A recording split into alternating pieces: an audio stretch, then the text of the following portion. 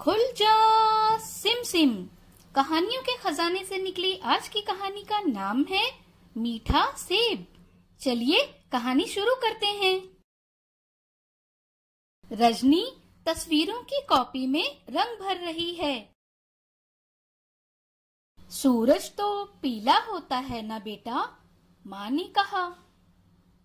हाँ माँ, लेकिन ये सुबह का सूरज है, रजनी ने जवाब दिया।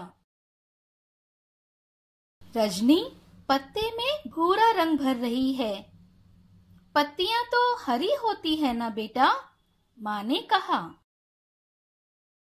हाँ माँ, लेकिन सूखी पत्तियां भूरे रंग की होती हैं।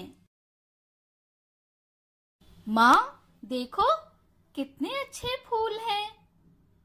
हमारे गमले में तो लाल फूल है ना बेटा, माँ ने कहा।